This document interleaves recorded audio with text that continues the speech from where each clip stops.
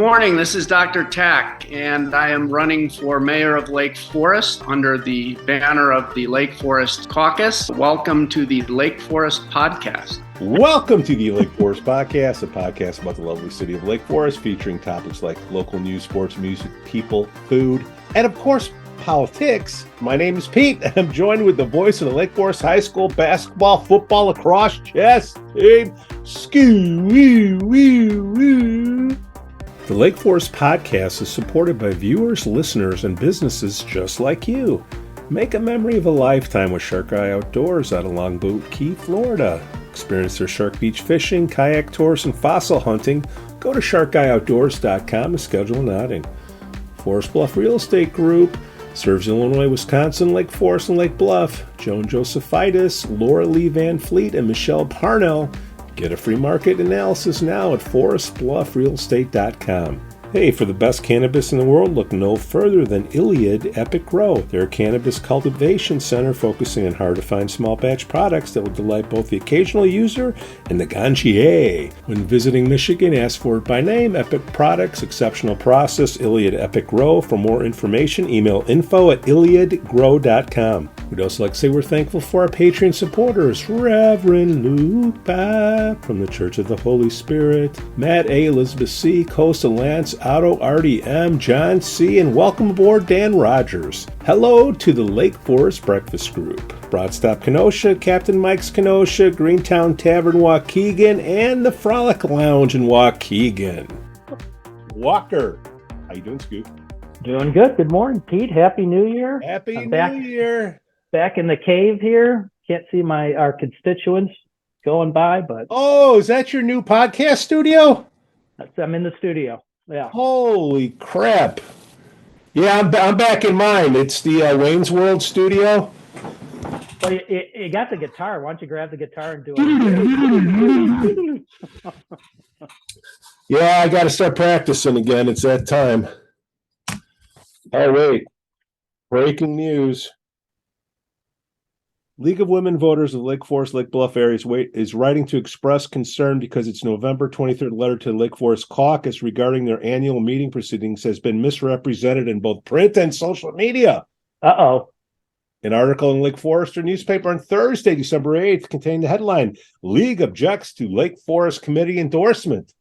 This headline is misleading because the LWV-LF/LB did not object to the endorsement itself. We objected to the caucus committee disregarding the majority vote of their general membership who did not support the committee's recommendation for mayoral candidate. Wow. Then in a recent episode, wait a minute, hold on, dude. Hold on. Then in a recent episode of Lake Forest Podcast, it was erroneously stated that the LWV was supporting one candidate for mayor, and it was implied that this would be a problem when it came time for the candidate forums. The hosts were discussing the mayoral election as summarized in local e-newspaper, The Patch, where host Pete said, and then the League of Women Voters, they put a few quotes in there for Prue. Host Skoo replied, that's going to be interesting because they're really the only ones who have a mayoral debate. That's true. So how are they going to keep that?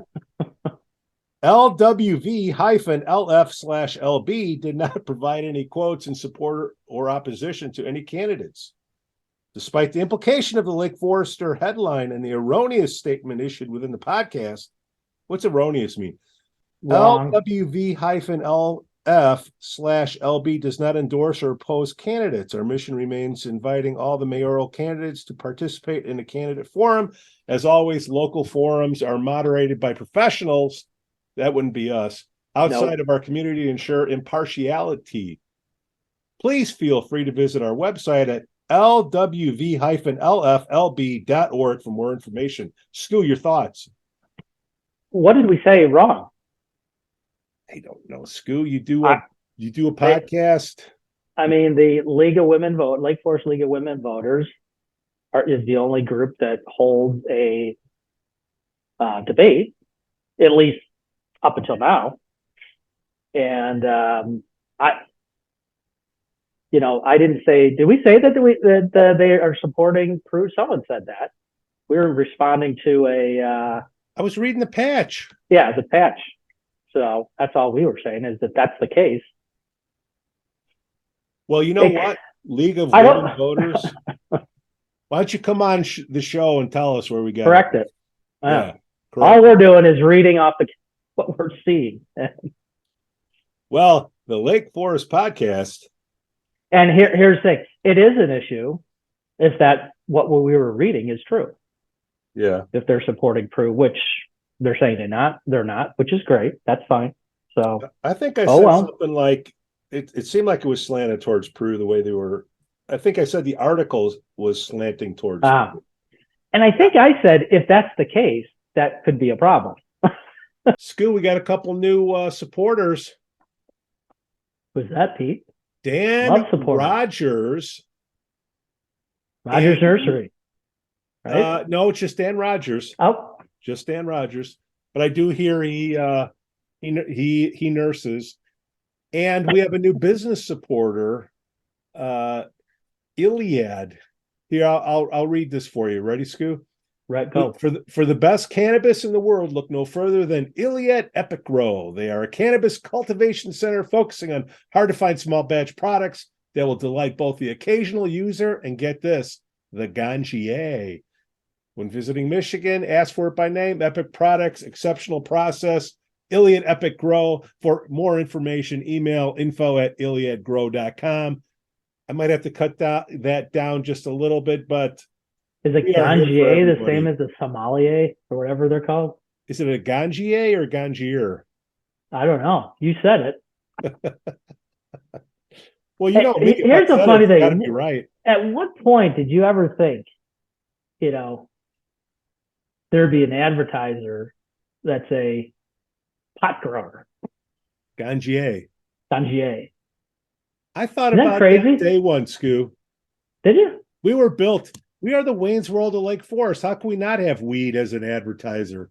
Well, as you're saying that, yeah, my whole office here used to be a paraphernalia store. Chambers General Store. 295-1630. I guarantee you all our listeners will know what that is. I'm looking backwards right now. No, that's fine. Yeah. No, that was growing up. This was come in here. You can buy pipes, rolling paper, albums, t-shirts. Well, Skoo, what do we come to? Progress. Foggy. It's foggy around town. Now I know why.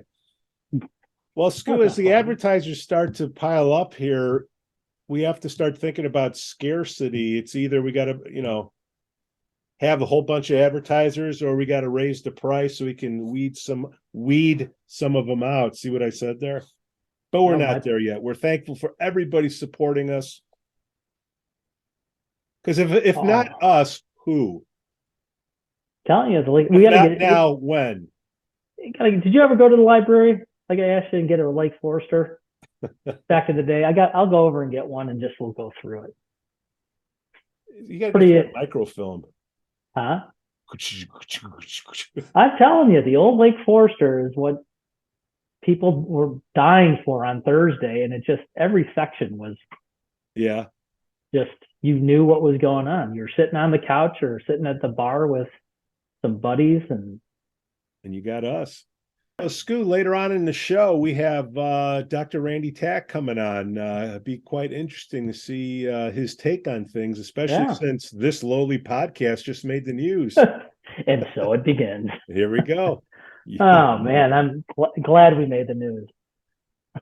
Well, Wayne's World. I wish people would listen to what people are saying as opposed to headlines. That's what people do. They don't want to read. They don't want to watch an hour. In some cases, our shows are an hour and a half. I get it. So then I have to go in and edit and chop it up and give bits and pieces. Then they crab about, you're taking it out of context. I mean, because we have an opinion, all of a sudden that's official. Yeah. We're wrong half the time. It's just an opinion. It's foggy in town, and the weather too. New Year's Eve. How's New Year's Eve, man? Quiet. I think I hit the potato around 10 o'clock. Really? Couldn't handle anymore. I was fighting back the tired, and I'm like, screw it. I'm going up. Party Pete made it to like 1 a.m. Ooh, where'd you go? Wedding reception. Well, Black there you tie. go. Ooh. Wow. There's a couple of weddings. Well, Black yours tie. and another one. Are you ready for this? Just between us? Black tie. Like I'm gonna wear where do I go for black tie? Did you have your tuxedo t-shirt on? Is that what you went in? If I could have got away with it, I would, but the wife went out and that's a lot of material. I mean, you'd probably shut down Smith's Men's Store if you had to take all their material for a tux. They don't want me in there. The wife went out and got me wedged you in their skinny pants. I'd have to get on the second floor and jump and land. Everyone go over to Smith's right now and go buy some stuff. Oh, how are those guys doing, by the way? Crickets. Fantastic. Are they? All right. Tell them I said hi. See people filing in and out of there all the time. I mean, so that'd be a good thing. All right. Well, I wasn't one of them, but I go to this black tie event and I'm, looking all nice and dapper. And I go to reach up to scratch my head. And what do I see right here? Big old label. The what?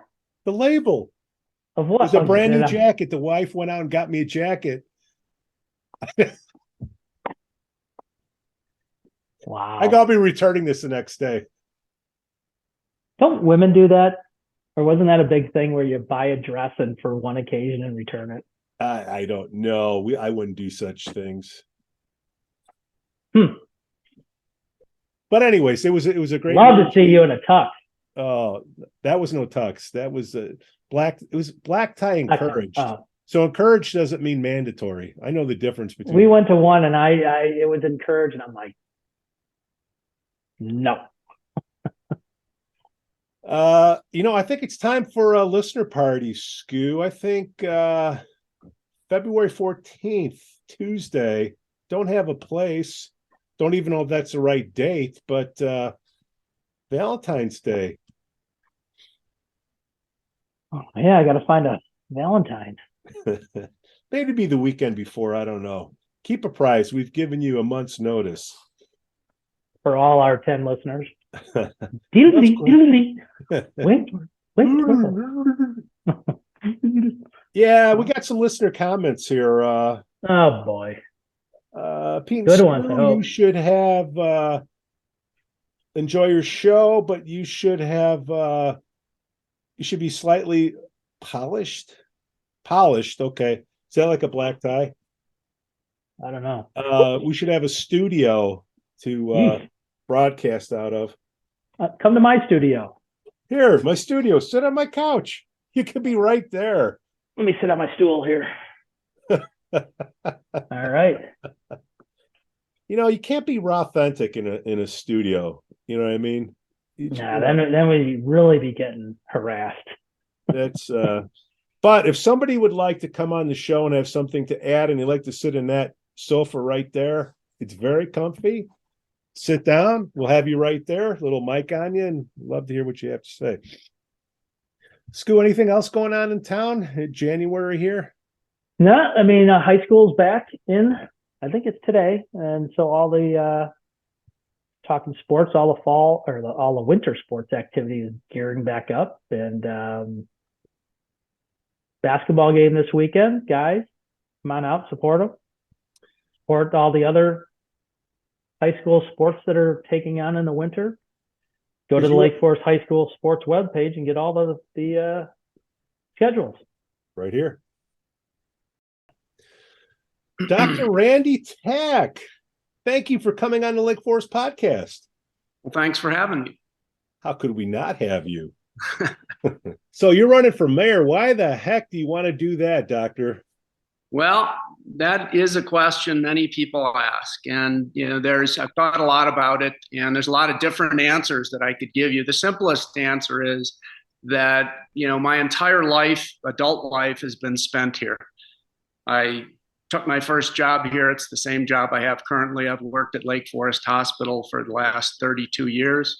My kids were raised here, educated here.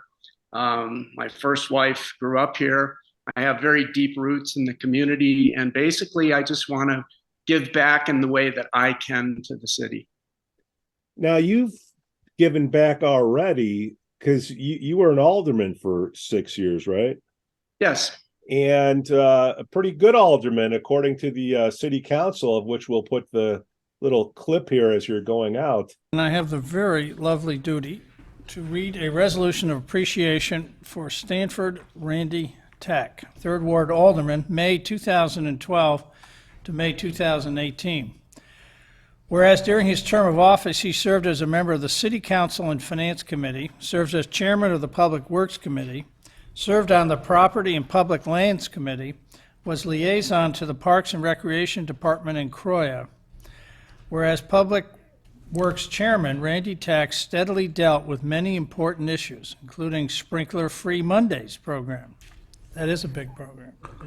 Stormwater management and flooding, the city's historic gas lights, beach access road, and ravine erosion. And whereas Randy Tack served on the Fire Vision 2020 committee, where a comprehensive assessment and appraisal of the city's fire suppression and emergency medical services was undertaken with the goal of developing a sustainable and innovative framework for providing service levels commensurate with resident expectations. And whereas during the time he spent on the Fire Vision 2020 committee, he was instrumental in analyzing the city's public safety pension funding obligations. And whereas in an effort to enhance residents' enjoyment of the beautiful lakefront during summer evening hours, advocated for the service of adult beverages at Lake Forest Beach. Small matter. Hear, hear. Whereas no matter the subject, Randy Tack always chose his words carefully, expressed his viewpoints wisely, and often offered a unique and innovative perspective which had yet not been considered by others. And whereas he has devoted much valuable time and personal attention to the work of these committees and the duties of the City Council, and on behalf of the citizens of Lake Forest, continually met his responsibilities with purpose and dedication. And whereas the citizens of Lake Forest recognize and are deeply appreciative of the valuable time and service contributed to the preservation and improvement of the quality of life in our community, now therefore be it resolved that the City Council of the City of Lake Forest, Illinois, hereby expresses the profound gratitude of the citizens of Lake Forest to Stanford Randy Tack for the loyal and faithful public service he has given by means of this resolution, which shall be spread upon the permanent records of the City Council, adopted by the City Council of the City of Lake Forest the 7th day of May, 2018. Is there a motion to that effect? So moved. Second. Second. All in favor? Aye. Randy, I hate to say it, we're going to miss you.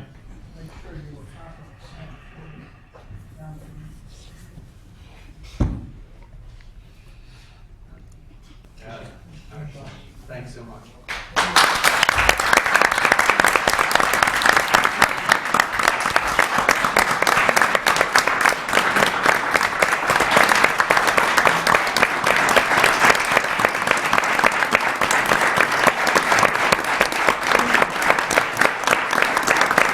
You're a hit. Is that true? Well, I mean, that's obviously for other people to say, but what I will say is that my time as an alderman was, as I've told other people, kind of a gift to me. It was something that was sort of out of my comfort zone at the time. I didn't really plan on doing it. It sort of fell into my lap. And what I learned in my time was that I really enjoyed the process of municipal government. A lot of the skill sets that I developed in my career as an orthopedic surgeon, which included management responsibilities, were actually pretty applicable to what we do at City Council. A lot of problem solving and what I would call responsible decision making, meaning making decisions for what you then have to take personal responsibility for, which includes sometimes getting some heat from people who don't particularly agree with your viewpoints. Boy, sounds like you could do a podcast. what do you want to run on? Let's say, what are you about, Dr. Tack? Why should somebody vote for you? As I've said repeatedly, one of the strange things about running for mayor or alderman in Lake Forest is it's not an agenda-driven process. It's really about a commitment to competent city government. What I want to do is make sure that city government continues to run well. I mean, we're very lucky. I actually believe that Lake Forest has the most effective city government in the state of Illinois, and I think all the data supports that contention. The reason to vote for me is that I have a very deep commitment to maintaining that and, to the extent possible, enhancing that. Now, Doc, I'm the newcomer, Skoo's the old comer. There's some things that have gone on in the past. When you were alderman, I wasn't around, so I'm going to have to lean on Skoo. One of the things that I see in my notes here, the termination of District 67 SSA to tax specific developments for the burden their developments would place on the school district. What happened? What does that mean? What's an SSA? Yeah, so I mean, this is the kind of stuff that only people who are involved in city government would have really any understanding of, with the exception of those people who were subject to the SSA. So a little bit of history involving this. And I think this started early 2000s. I know that Jack Preschlack was the mayor when this was actually put in place. So at that time, there was quite a bit of development in the city. Skoo probably remembers. And there was a great deal of concern about the school district and the number of children that would be coming into the school district and the financing of that. And so the city looked into passing an ordinance that essentially was designed, I believe, to be a tax on the developers to offset this financial burden that development was going to cause to the school district. So I think that the original theory of it was reasonable and probably fair. Unfortunately, what happened is, as soon as these developments, and there's a couple of examples of it, the easiest one where this came about was Regents Row, which is on Northwestern Avenue, if you're not familiar where this thing is. Once these developments were turned over to the homeowners associations from the developers, the people who had purchased these properties all of a sudden saw that they had this special tax, which in terms of Regent Row was about $500 extra per unit for the burden that their children would place on the school district. Now, on its face, that doesn't quite sound right, because you're a citizen of Lake Forest, you pay taxes, which includes taxes for the school district, and now all of a sudden you've got this extra tax that says your children are going to be a greater burden on the system than someone else's. You start from that premise that this doesn't quite sound right, right? This SSA had been in place for about 10 years. What's SSA stand for? Oh, Special Service Area. I'm sorry. Special Service Area. What is a Special Service Area? Well, as defined by the statute in Illinois that allows municipalities to do this, it is, if you can identify a special burden that a subset of your community is going to place on the community. An example might be extending sewer service to a community that has all septic tanks. There's a special expense that community brings, or that neighborhood brings to the community. You can create a special service area that uses tax money to pay for these types of projects. This was used in the context of funding the schools, which was, I don't really think it was designed to do this, but this is how they used it. Early on in my time as an alderman, I was approached by a resident of the 3rd Ward in Regent Row who said, he actually contacted the mayor who handed this off to me, who said, I'm really concerned about this. I've been paying this for 10 years. I'm a lawyer. I don't think this is right. I don't think it's fair. And I would like the city council to take this up. So I went and I spoke to this gentleman, and he showed me the Illinois statute. He showed me the Lake Forest City Ordinance and explained them to me. To be quite honest, everything he said made a lot of sense to me. So I took this back to the city council and I tried to get this on the agenda to discuss it. And initially there was a lot of resistance to it because this had been in place for 10 years. People are like, hey, let sleeping dogs lie, all the rest of this. But I felt pretty convinced that this was something that if the council took up and really discussed, that they would come to the conclusion that this actually was not something that was fair. And I think you could make the argument that it also wasn't legal. It took about 6 months before I could get enough council members and the mayor to agree to actually discuss it in city council. And finally we did so. And once this was really sort of exposed to the open air, there was general agreement that yes, this was not proper. Most of these developments that were subject to this had no children. So they were being taxed as a special burden when actually, they were paying taxes for the school district with no children in the schools. So they were really being whacked in this deal. And so the city council, once we debated it, decided to terminate it. And so there were 10 years left. If you add up the savings to those residents, it amounted to somewhere in the range of about $800,000. One of the state senators was a big fan of it. Right? Yeah, I mean, after this went down, and part of this was because I kind of led the discussion because I'd done the research on this. Susan Garrett, who had been a state senator, contacted me and basically just said, she really appreciated the work I'd done on it and thought that I had done a remarkable service for my constituents. And, I really appreciated that. I didn't know her. She didn't have any reason to reach out to me other than that she thought what was done well. Randy, going through the process, getting nominated to run for mayor, you went through the caucus process of interviews. Can you take our listeners through that process? Not necessarily the questioning, but there's a whole slate of candidates that the caucus puts forward, and they go through a rigorous process. If you can just talk to that. Sure. So my experience with the caucus has always been on the candidate side.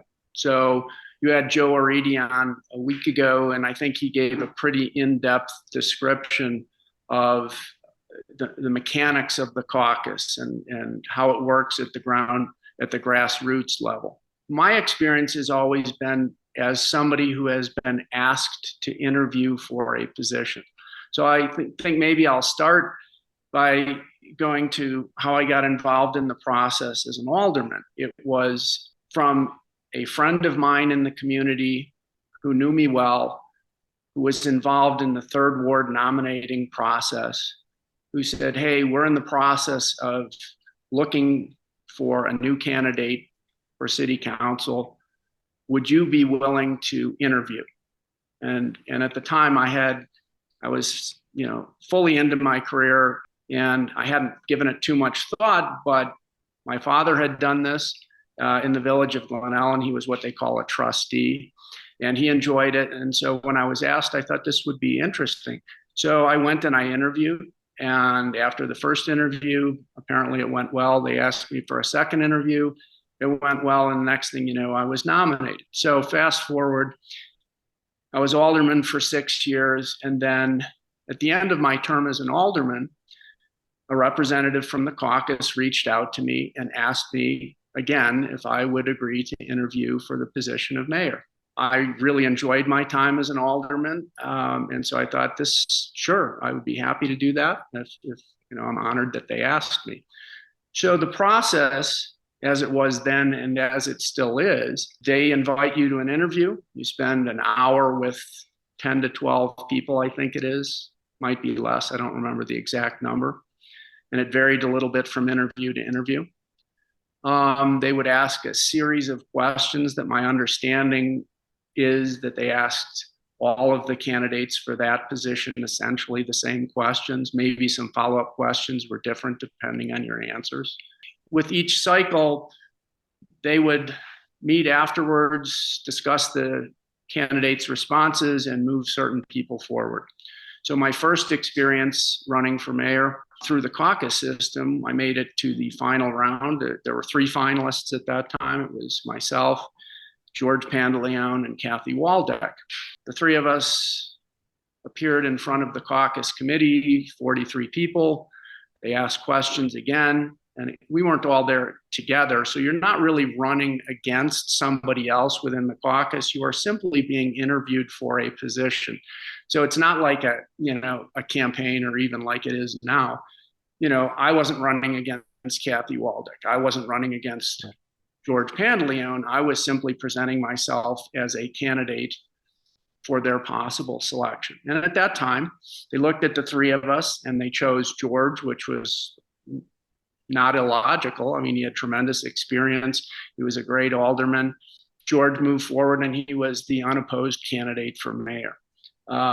What I can say about that process not having been selected, it was fine. I mean, I felt like it was a great process. I was treated fairly, and I thought George was a great candidate. And I actually happened to think that for that time, they made the proper decision. So I called him up and said, George, congratulations, you'll be great. If you need me, you know where I live. And that's how that went. Then fast forward now 4 more years. I was called by David Hunt, president of the caucus, and asked if I would consider interviewing for mayor again. So we had a discussion about what the caucus was thinking, et cetera. And, there'd been a lot of community chatter, which you guys have discussed quite a bit, about what the caucus was doing and what they were thinking. And my concern going into it was simply this. I just wanted to make sure that if I entered the process, that it was, a merit-based process. I didn't want to get into something where there was a preconceived notion of what the candidate would need to look like or sound like. And so he assured me that that was the case.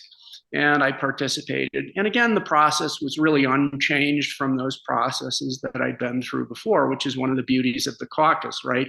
They're always looking at the same kinds of things. They're looking for non-partisan, non-agenda based candidates who have life experiences that are applicable to city government. And I think that's what you want. And the other beauty of it is that every time you interview, it's completely different people. So like when I interviewed for mayor the first time, none of those people were left when I interviewed the second time. So there wasn't any carryover, there wasn't any bias, there wasn't any of that. Going through the process this time, again, 3 different rounds of questioning. The only difference this time was that there were only 2 finalists for some reason. I don't really know why.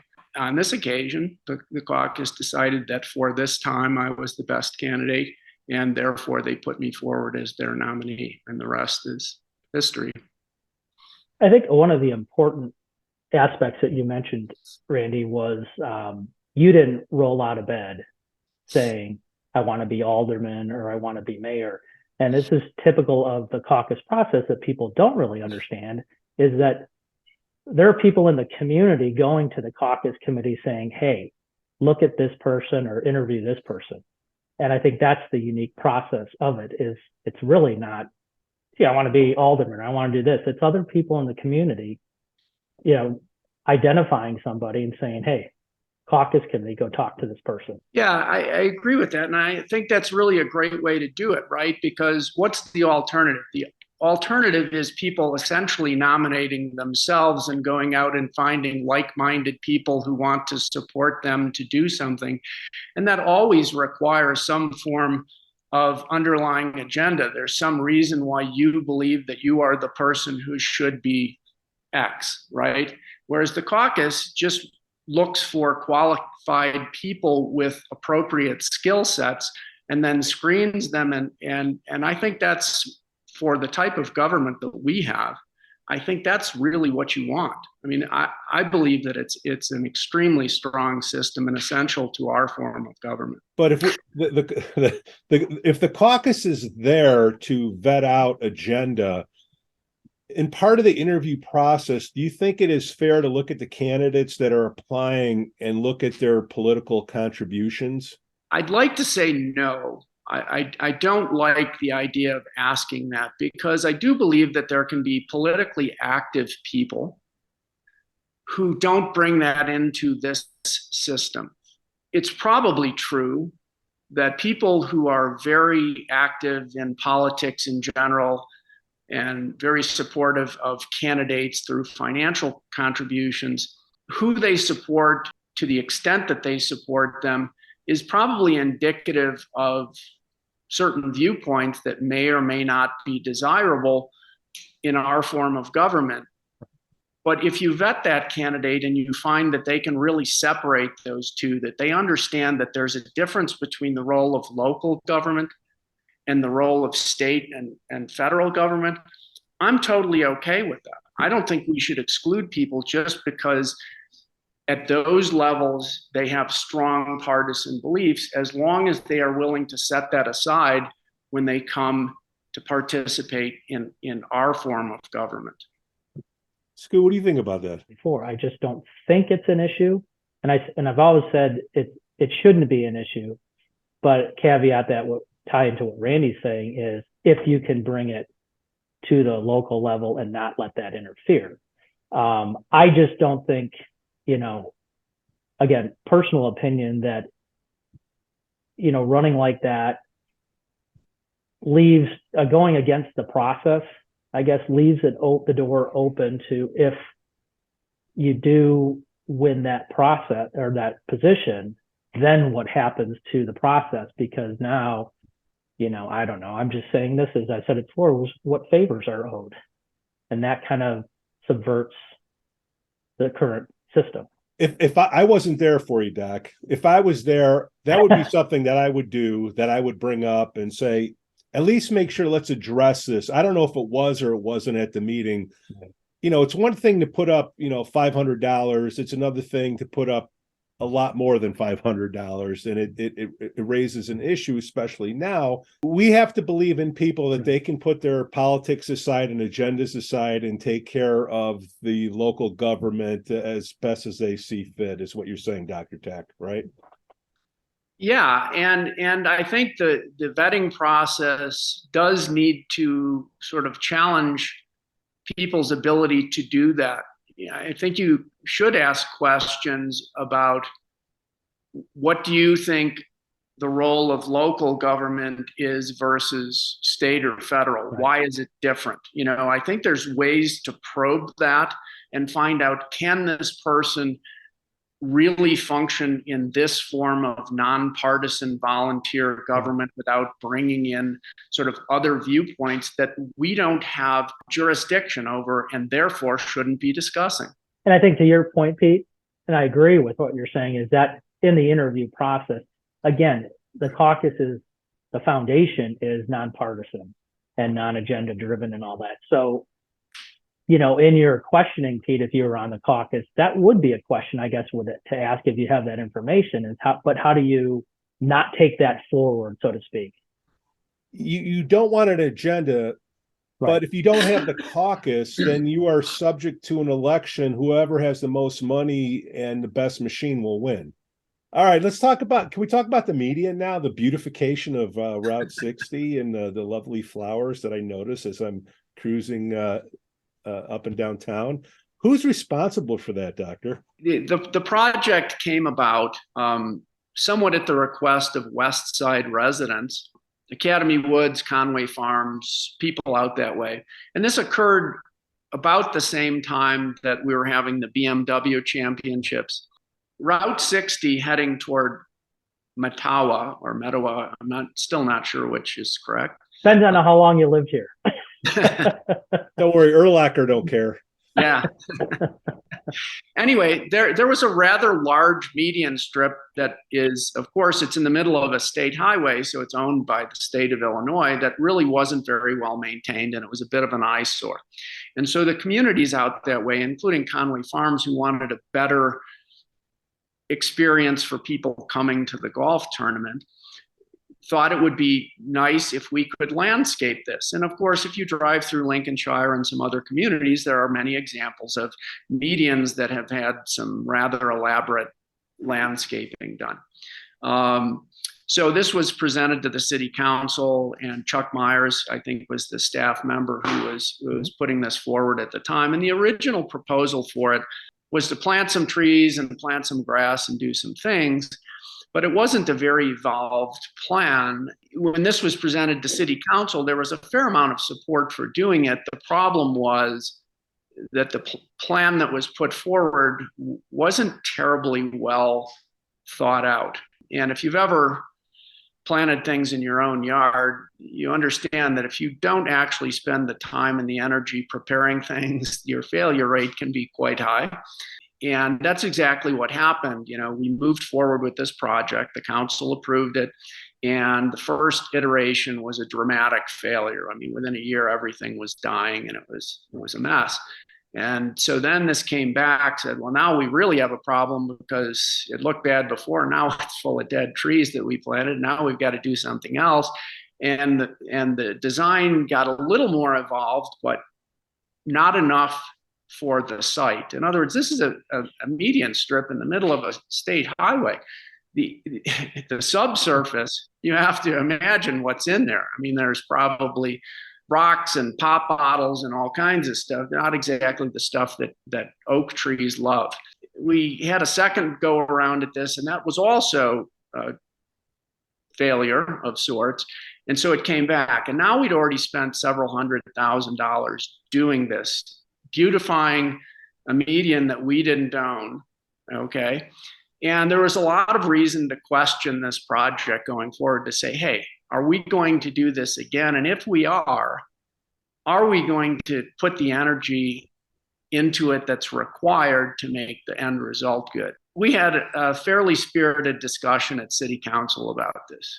If you go back, it's actually, some of it's kind of funny in a positive way.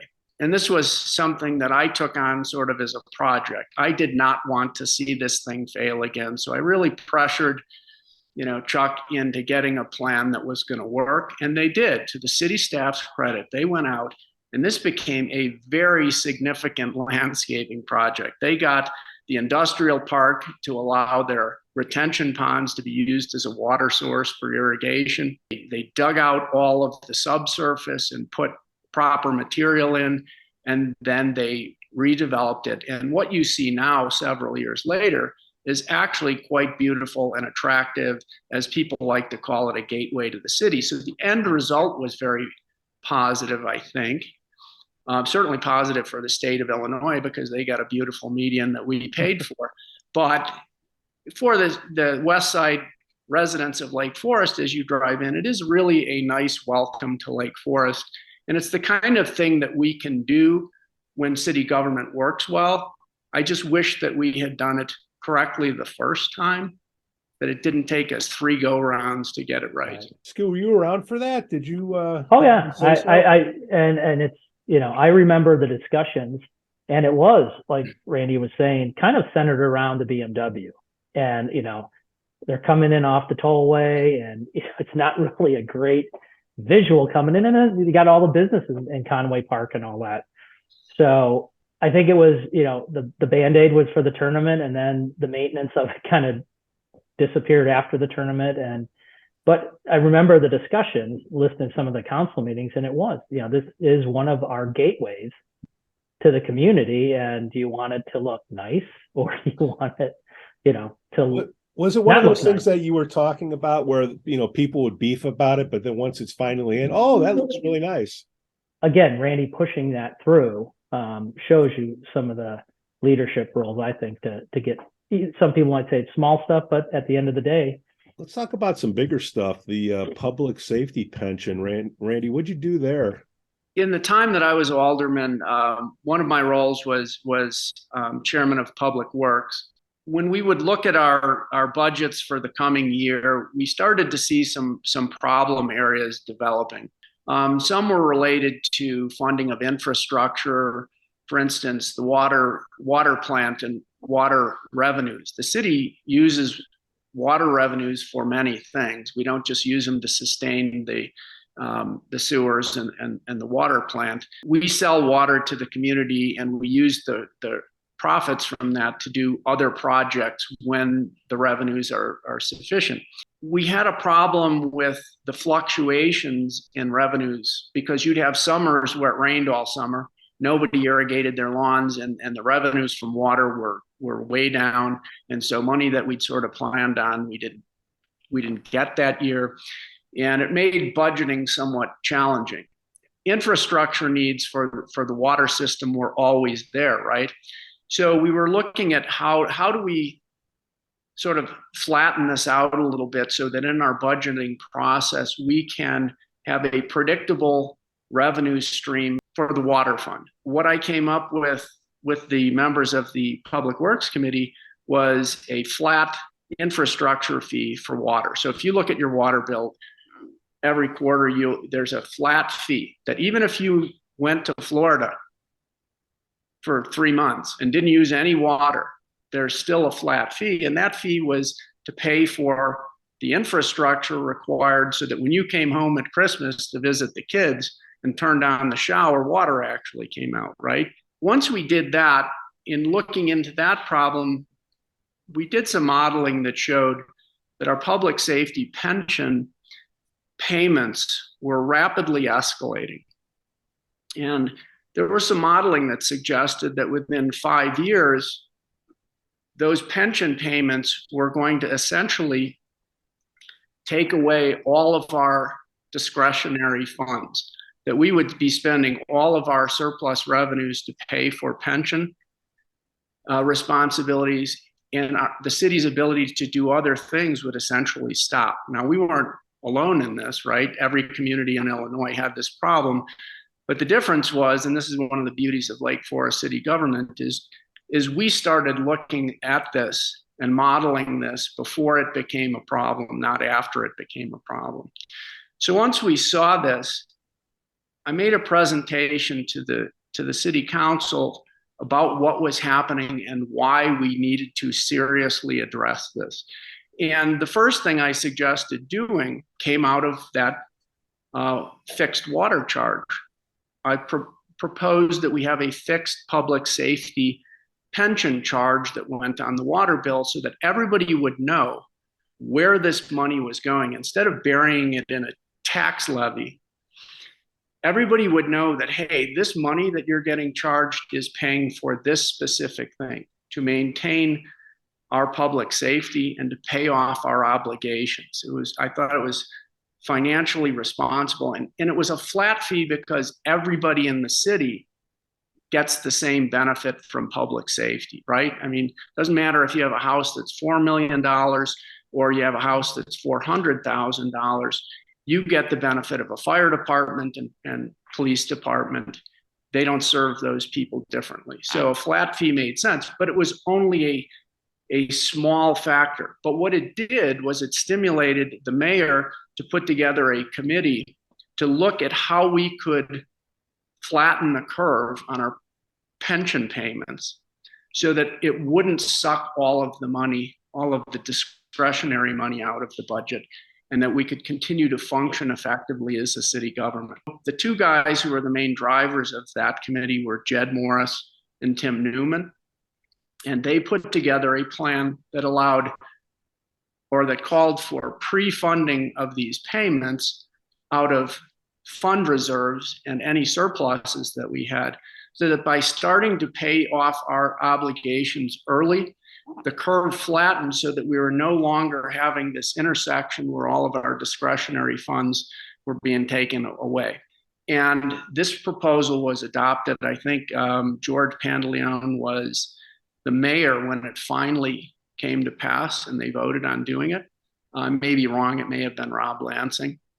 But anyway, if you look at those curves now, and Elizabeth Holub could tell you a great deal about this, I mean, basically, we're going to be flat on our pension payments by 2025, meaning, we're going to be able to budget those predictably. And we are unique in that ability in our community. And again, that's a testament to how our city government works and the skill sets of the volunteers and the professionals who work here. It wasn't really about me. I just merely sort of said, hey, we have this big problem and we have to start doing something about it. Other people actually did the work. And Randy, to me, as an alderman, I think where you show your merit, so to speak, is when the mayor is asking you to serve on several different committees, and then you're actually not just sitting on the committee or heading the committee, but making things happen, which we've been discussing stuff that you've made happen. But I think in my opinion, one of the biggest challenges the city faces is development. And you've been put in charge of the central business district. I've been at a few of the meetings. I've asked to sit in some of the initial questioning and all. Can you talk about what you're leading up for the central business district? the thing about development is it always happens. It doesn't happen in a linear fashion, right? It happens sort of in fits and starts. There's periods where there'll be a lot of development activity and periods where it's relatively quiet. And some of that's driven by aging infrastructure, things that are buildings that are becoming obsolete, trends in business. You know, the easiest one to look at for Lake Forest is trends in banking. You know, it used to be a discussion with every election of, why do we have so many banks, right? That was always the big thing. Oh, we don't need more banks. The issue now is that we have certain businesses that are disappearing from our central business district. So let's look at banking. It's got a huge Northern Trust bank building that is almost empty. I mean, a lot of the things they used to do there aren't done there anymore. The Midwest Bank is almost empty. If you take a walk from the Deer Path Inn down Bank Lane to Westminster and just look on each side of the street, you see some remarkable things. You see an empty gas station lot. You see an obsolete mixed-use residential business across the street from the Northern Trust on Bank Lane that has some issues. You see a lot of properties that are going to be redeveloped. I mean, they just are, because they're coming to end of life. And a lot of empty properties, the building where Subway is on Oakwood, that is currently in flux. What I'm doing on Central Business District Working Group is we're trying to look at these potential developments that are going to happen within the next 10 years and try to find a general policy approach to how that redevelopment can occur in a way that enhances the city, that improves some of our infrastructure problems, that improves, the walkability of the central business district, the accessibility of the central business district, while maintaining sort of the historic and architectural character of the central business district. So what we're looking at is creating a policy statement, basically, that says this is how we envision this developing. And if we are successful in shepherding this process, we will end up with an enhanced central business district that amplifies all of the strengths and eliminates some of the weaknesses. But we're not doing development. That's not really what the city does. In other words, if there's a private building that's going to be torn down, you've got a property owner who has certain rights to redevelopment. You're going to have developers who come in with proposals.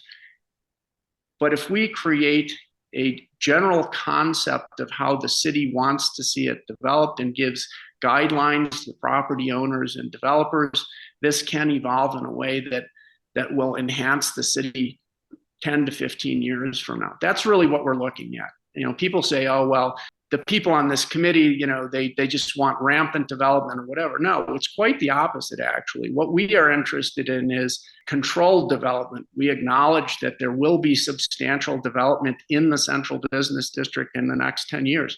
There will be, whether we like it or not, there will be. So the question is, how do we manage that?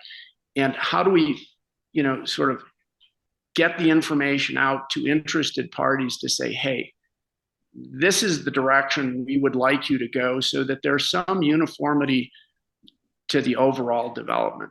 Can you look out 4 years and kind of clue in our listeners and watchers, what are some of the issues that they don't know will be issues in the next 4 years that you foresee?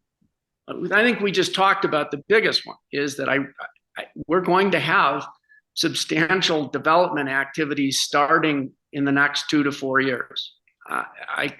I don't want to sort of identify specific properties, because I don't think that's necessarily fair to the businesses who are there now or the owners of those properties.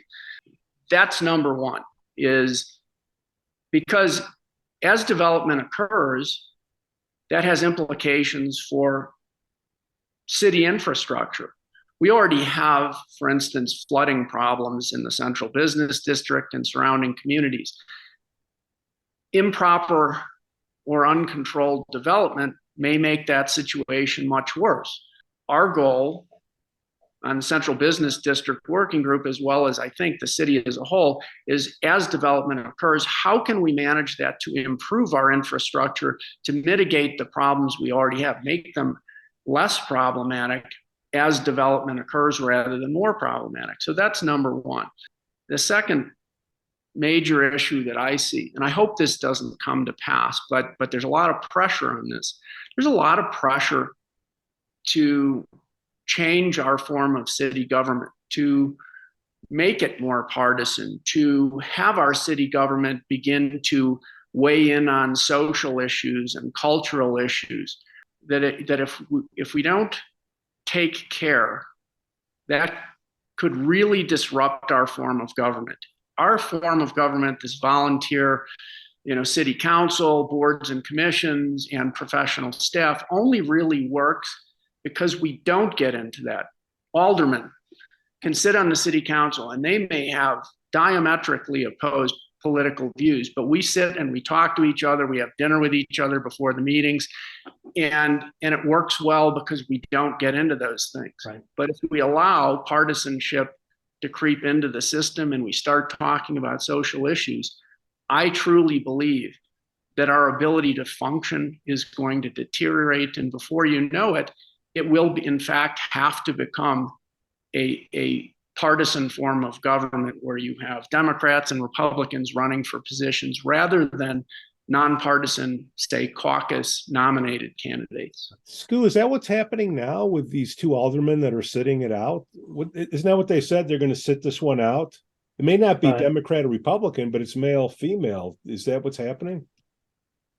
I don't know. That's what's happening. I just think if you're a sitting alderman, mayor, whatever, and you've gone through the process, you should be supporting the process. That's how they got there. If you want to vote for someone else, that's fine. That's your personal prerogative. But if you need to support the process that got you there, and that's just my opinion. But I don't know why they're sitting in. Well, I mean, Doctor, you were an alderman. Was there any? Can you fathom anything that we say, you know what, I'm not going to vote for this, or I'm going to sit this one out. Or is that abstain? I don't know, but it's you're not taking a stand. What I will say is, when I was an alderman, I was a big supporter of the caucus process, even though I would argue, and other people would argue, maybe even using me as an example, that the process doesn't always work perfectly. I mean, some people who get a position don't function terribly well in that position, but that doesn't mean the process is bad. It just means that it's imperfect, right? And why is it imperfect? Skoo has spoken about this many times. It's imperfect because people are imperfect.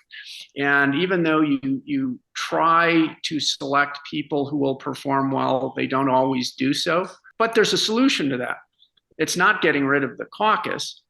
It's sort of doubling down on the caucus process and saying, hey, this needs to stay a meritocracy, because the more you weaken it and the more you bring other things in, the more likely you are to get a product coming out that doesn't really meet the standard. Dr. Tack, the League of Women Voters, that's the only forum where you can debate your opponent. Is that correct? Oh, I don't know that that's true. I mean, somebody else could step up and say, hey, we would like to have a debate, and we would like to sponsor this. For instance, this is an example. The Chicago Bears could come out and say, you know what, our training facilities here in Lake Forest, we want to contribute to the community. We want to sponsor a debate at Hallis Hall and invite the public to come in and meet these candidates. And we're doing it just because we're, this is our home. This is where our business emanates from, and we work with city government and we have an interest. So I could imagine something like that. Not that the Bears have ever spoken to me about that. I hear we got a pretty nice college here too. Well, sure. And the Lake Forest College could sponsor a debate. Anybody could sponsor it. And it would be nice if people who wanted to sponsor it were in fact sort of disinterested, in the sense that they didn't have a horse in the race. So you're saying that Skoo and I should sponsor a debate? That would be interesting, wouldn't it? That would But be you sort of interesting, are yeah. sponsoring a debate, right? I mean, isn't that really what you're doing? Is you're Right. inviting people to come on and you're challenging them, and this is sort of a debate of sorts. Well, people don't like to be challenged. Those echo chambers are very loud, and we've always preached, think for yourself. How many times have I gone back and forth on the caucus, Skoo? I don't know. I got here 4 years ago. I liked it, didn't like it, liked it, didn't like it. I guess that's part of the imperfect process. And I respect anybody that comes on and states their opinion, gives objective data that I can go back and think about and say, you know what? All right, I'm in. That's what I like about you, Dr. Tack. Yeah, and it's an imperfect process, but it's work. And how people kid about, oh yeah, it's old, it's 88 years old. But at the end of the day, when you look back at it and how it operates and how it works, the city's pretty successful because of it. And I think, like you said, it's process and all the issues, but it works. And it's worked, and it's put a nice slate forward for alderman, mayor, and all that. And that's, as a community, we have to, gather around and back that, because that's how we operate, and that's how, the city operates. What happened with the railroad, Skoo? Well, I'm not an expert on it, but what happened was, my understanding was that there was discussion out west that there's not a stop from Lake Forest to Milwaukee. And I know that was part of the issue and all that. But in order to do that, because freights go down that track as well as passenger trains, is late at night. I'm sure, Pete, you're probably immune to it now, but you could hear the freights from our houses, right? There was a side track, which typically is what happens. There's a side track when commuters are running, and if it's in line with a freight, they pull to the side and let them go and all that. And I think the issue, and Randy, you could talk to it more, but was putting a side track, or as they call it, the third rail, out west there in Lake Forest for that purpose, because to ease the flow, so to speak. But I think it also grew into this big, gigantic But issue. wasn't that like a federal problem, the railroad's problem, that we want to spend money that's not our problem? What, Dr. Tack, what happened? It's a very long story, and it starts to my understanding, somewhere around 2012, which was when I began as an alderman. And there's no relationship between me being an alderman and starting. Okay, just so we know. I believe that the origin of this was WSDOT and IDOT were very interested in developing enhanced Amtrak service between Chicago and Milwaukee. Okay. And Lake Forest at that time, hearing of this interest, began engaging in the idea of having an Amtrak stop on the west side, which would have been nice, right? You could go to the west side and take the train up to Mitchell Airport and you got to go down Glenview now. Right? Yeah, right now you'd have to go to Glenview to get on the Amtrak, right? Not very convenient. You might as well just go to O'Hare and get on a plane, right? A proposal from WSDOT and IDOT for enhanced commuter rail service.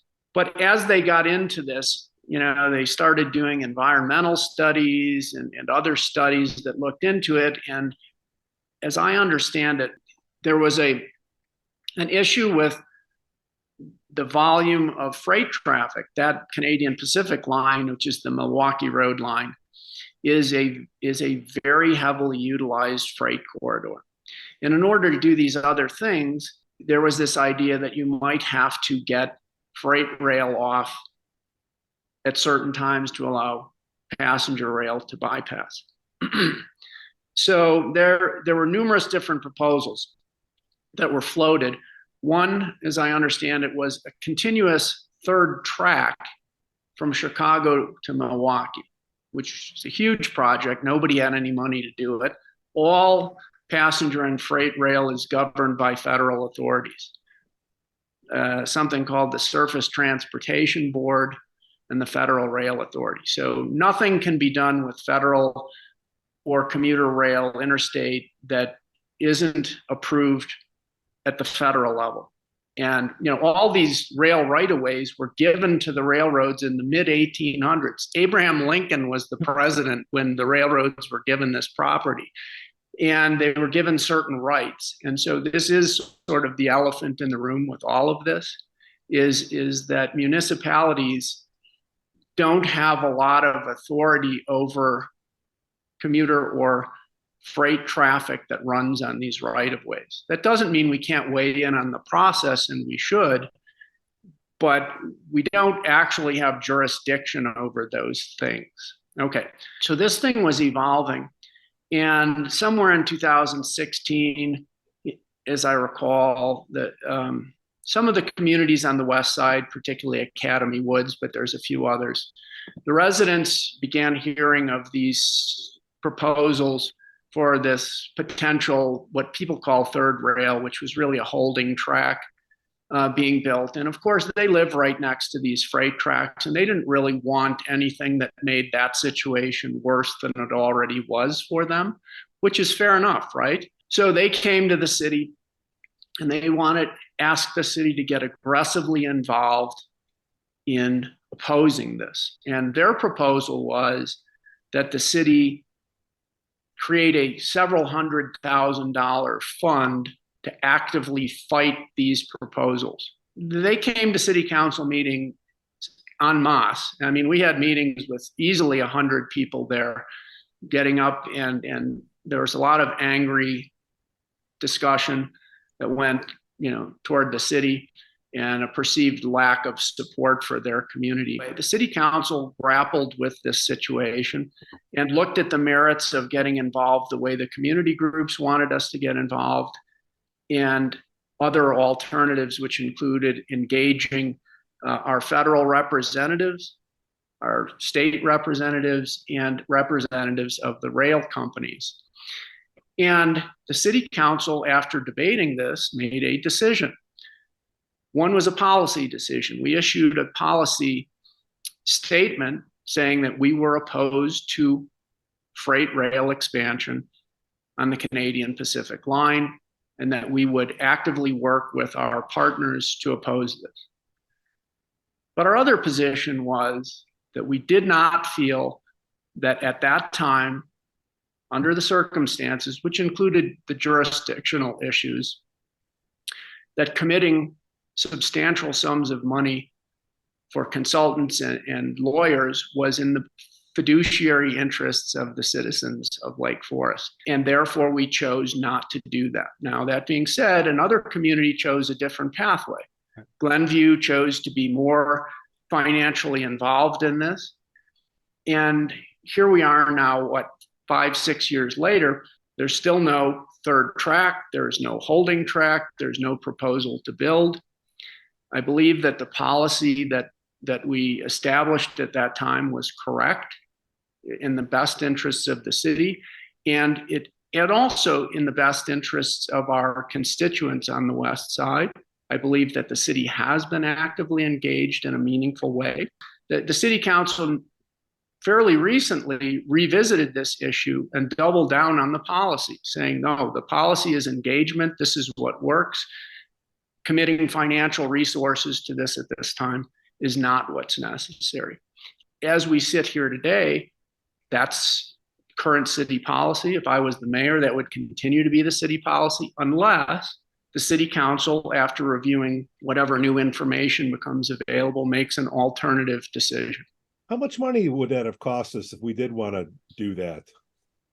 Well, I mean, it's hard to say. It depends on how much money you're willing to commit. But my understanding is, and I actually did a little bit of research recently, I believe that Glenview has spent close to $500,000 on this to date. I would argue that what they've gotten out of that is no greater than we've gotten out of it by engaging in the process.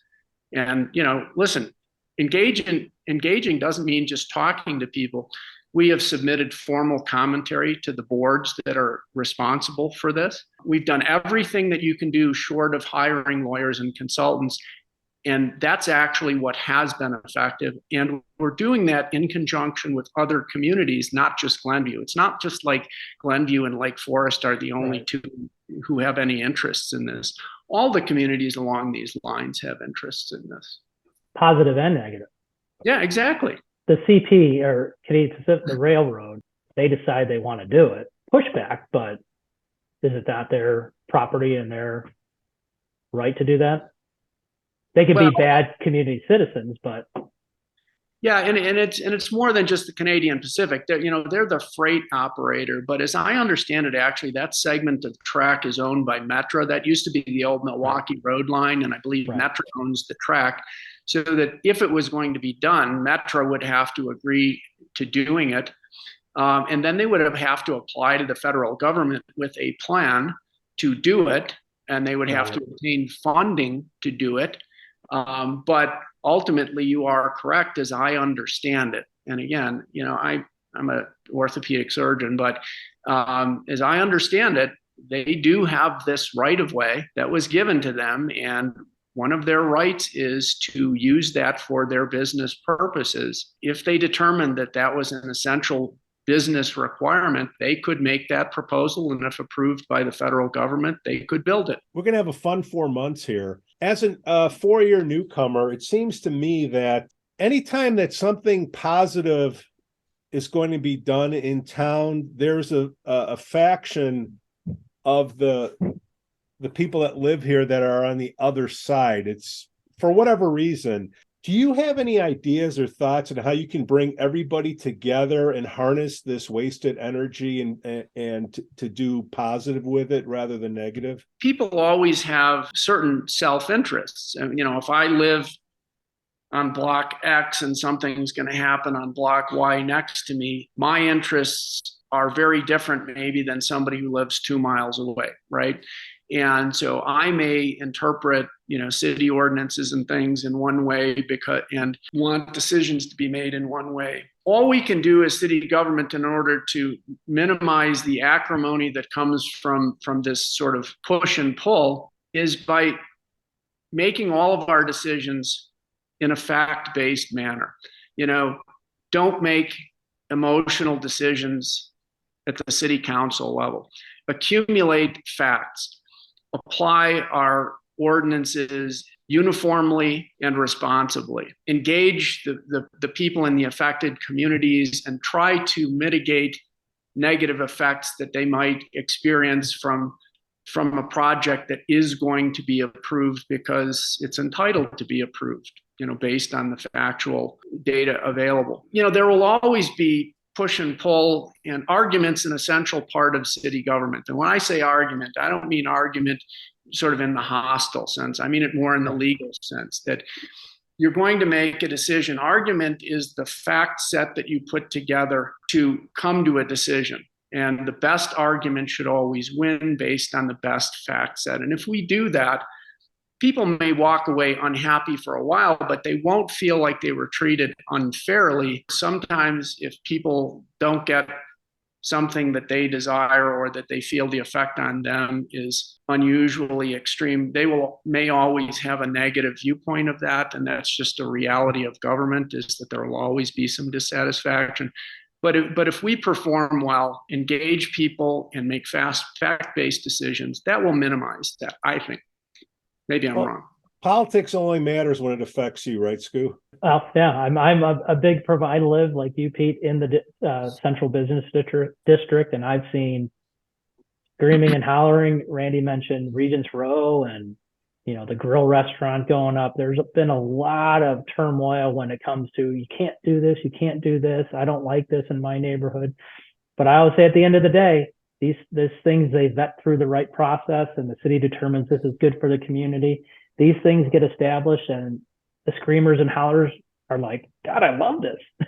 This is fantastic. There are so many screamers and hollerers on either side, whatever the issue is. And this will be the last one, Doc. How do we get more than 3,000 people out of the 16,000 to come out and vote? Can you give them a reason? Well, yeah, again, I think this is something that we're victims of our own success to some extent, right? Because we have such relatively effective city government, that the average person in town just like assumes that things will be done well. There's no reason for them to engage in the process, even for the hour it takes to go to vote, because they just assume that the outcome is going to be perfectly satisfactory and they will go on and live their lives and in a beautiful community. And to a large extent, they're right?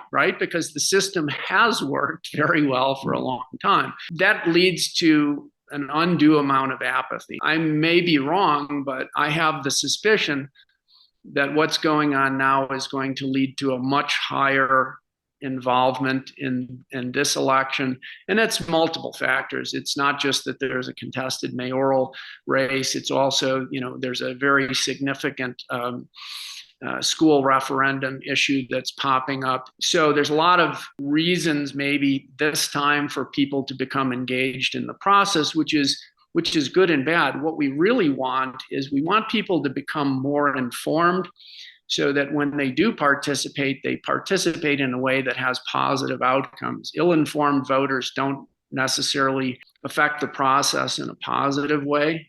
Sometimes there's emotional votes that result in really bad decision making. But this is a role of the caucus, right? In other words, it's the caucus's job to engage the community. And they do this by going out and recruiting volunteers, asking their neighbors, hey, why don't you come participate in the caucus process? Help us identify people, kind of like they did with me. Neighbor down the street says, hey, I know this guy. I've talked to him about city things. He seems like he knows what he's doing and he'd be interested in this. Let's go out and grab this guy and get him involved in the process. Don't wait for everybody to show up. The caucus has to be more aggressive, both in getting people into the caucus system, and then once they select candidates, going out and making the case to people as to why this is important, why this is essential to our city form of government, so that people understand that it's fine for you to take this for granted 364 days out of the year. But, once a year or once every other year when the elections come up, it's really important that you spend a little time and weigh in on the process. Right. Can we do a party at the Lantern or at Chiefs or something, a voting party where people come in? We got the absentee ballots in and they could fill it out and then mail it in. Are you asking a question about vote by mail? Because that's actually a very important thing. So this was a discovery. So I'm not a political person, right? Yeah. So a few weeks ago, I had a meeting with some people who are political people. And this was educational for me, right? Because I was now engaged in a process that I don't know a lot about. And one of the things I discovered, sort of to my dismay, is that ballot harvesting is legal in Illinois. And it's actually been done very effectively in the sort of county, state level, okay? Wherein people go out and they literally deliver vote by mail ballots to people, stand there and ask them to fill out their ballots, and they will take them from them and file them. I didn't realize that this was a real thing or that it was legal, but not only is it legal, but it's apparently done at a very high level already, in Lake County, Illinois. So this is actually an area where the caucus needs to come up to speed and say, hey, if we're going to have contested elections, the caucus needs to go out not only and sort of provide informational support for their candidates, but logistical support for how do we get these votes done. What I would tell you is I think that, and I think that the more experienced political operatives would say this, is that if you haven't won the election by the week before election day, you've lost the election. That you're no longer going to win elections by people showing up on election day. I'm going to figure out how to do this harvesting thing. Yeah, and that's a good point, because not only does the caucus, because they rarely, that's part of the success of the caucus, is rarely getting a contested election, or if they do get a contested election, it's not as prevalent. But now they vet the people. Now they have to turn into actually a campaign manager. Now for the caucus slate, for Randy, for the aldermen that are coming through, for the school board. And if that's, it truly is legal and able to do that, that's the next step to ensure that. My idea, I hate pointing fingers without a solution, Doc. February 14th, Valentine's Day. We love Dr. Tack. We're going to get the lantern right above Skoo's office with these ballots. Come on in. Don't know how to do it, but we're going to try. What do you think, Doc? Well, listen, I love the concept of having voting events if it's legal, and say, hey, come in, this is what we're doing.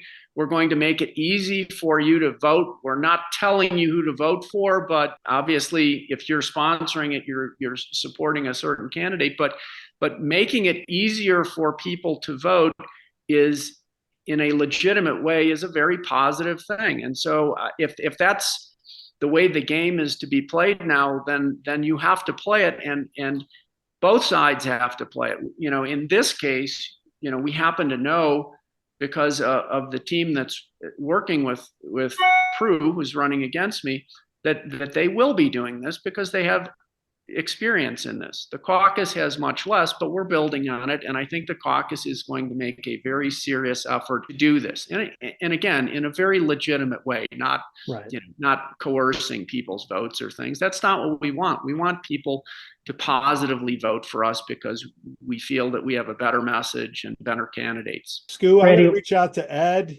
February 14th, the lantern. I don't know what this thing is going to be called. Whoever you want to vote for, we'll have those things right there. And if you vote for Randy Tack, I'll buy you a beer. That's how we did it in Chicago. Probably have to cut that out. Kind of grabbing the crystal ball and all that. If you're elected with the slate as mayor and all that, walking away 4 years later, what would you envision you'd want to accomplish, or your legacy as mayor of Lake Forest? With all the issues that we didn't even talk about the school, the referendum potential and all that, but. Yeah, well, the basic thing, the basic definition of success of a mayor is that when you leave the office, the city finances are in at least as good a shape as they were when you came in. Your infrastructure is better than it was when you came in. Any infrastructure problems that you have, you've at least developed a plan to begin to address those things, because that's an ever ongoing thing with aging infrastructure, right? And that you leave behind a more cohesive community. And that's, for me, with the sort of the situation that we're in, what I would love to see at the end of 4 years is that we don't have any need for contested elections anymore, because people realize that the process, hey, worked. And we double down on the process on the caucus candidate recruitment side, getting more people involved in the system than we used to have, so that at the end we get better people than we ever had before. So you create an environment where people want to be involved in government. And I want, some people don't like it when I say this, but I think we need to create a situation where people feel that it is fun and meaningful to volunteer for municipal government positions, because people who are busy and successful, that's what they want. They don't need to get paid for this, but they want to feel like they are doing something meaningful. And so that's what I want. I want to leave behind a government that people want to participate in. Doctor, the listeners and viewers, they want to learn more about you. How can they go see you in person? What do you got on the calendar? We have one coming up at a private home as soon as I get back from my vacation. We've got one scheduled at Exmoor Country Club for Lake Forest members who are there. We've got a meet and greet event at Gorton Community Center coming up in a couple weeks. I've got an event set up at Crystal Point to discuss the candidacy there. And we've got another one at Lake Forest Place. And there will be more of these. My understanding is the caucus has an event at Ferrari. So we've got a whole schedule of opportunities for people to find out who we are and what we're about. Dr. Randy Tack, running for mayor, caucus slate. We thank you so much for coming on the Lake Forest Podcast. Thanks, Randy. Thanks a bunch, guys. All right, Skoo. Great job by Dr. Randy Tack. What a great interview. Yeah, that was fantastic. I hope we get more people listening. This could be our biggest show. We'll see. But we got to support the other side too. So Paul Hammond, Prue, come on. Prue, I'm going to text you one more time. How many times do you talk to her? You guys should be like all texting buddies now. I'm going to text you one more time to come on, and then I don't want to beg. If you want to say your point, say your point. If not, or you got enough votes in already. Yeah, I mean, come on. I mean, this is how the show started, right, Pete? You guys had, what was it, school board contested elections, and you had all the Caucus is, Mike Adams, and then all the school board people coming on, and then nobody has reached out. So I guess everybody has all the exposure that they want. So we will continue to grow this thing, and then eventually, if you want to get your message out in this particular medium, we'll be here for you. At what point are we syndicated? Well, it could be the Lake Forest podcast. It could be the North Shore podcast. It could be the Illinois podcast. It could be the Midwest podcast. Various different things. But now you got us. Well, we'll as we evolve, we'll have to change. You know, this is what, 2 hours getting into. No wonder people fast forward. Skoo, another great show, my friend. A lot of editing to do. Here we go. Dr. Tack, great interview. Thank you for coming on. Prue Beidler. Come on, Prue. Paul Hammond. Paul, come on. All right. Peace out. Later. Bye. The Lake Forest podcast is supported by viewers, listeners, and businesses just like you. Make a memory of a lifetime with Shark Eye Outdoors out of Longboat Key, Florida. Experience their shark beach fishing, kayak tours, and fossil hunting. Go to sharkeyeoutdoors.com to schedule an outing. Forest Bluff Real Estate Group serves Illinois, Wisconsin, Lake Forest, and Lake Bluff. Joan Josephitis, Laura Lee Van Fleet, and Michelle Parnell. Get a free market analysis now at forestbluffrealestate.com. Hey, for the best cannabis in the world, look no further than Iliad Epic Grow. They're a cannabis cultivation center focusing on hard-to-find small batch products that will delight both the occasional user and the ganjier. When visiting Michigan, ask for it by name. Epic Products, exceptional process, Iliad Epic Grow. For more information, email info@iliadgrow.com. We'd also like to say we're thankful for our Patreon supporters, Reverend Luke Back from the Church of the Holy Spirit, Matt A., Elizabeth C., Costa Lance, Otto, Artie M., John C., and welcome aboard Dan Rogers. Hello to the Lake Forest Breakfast Group, Broadstop Kenosha, Captain Mike's Kenosha, Greentown Tavern Waukegan, and the Frolic Lounge in Waukegan.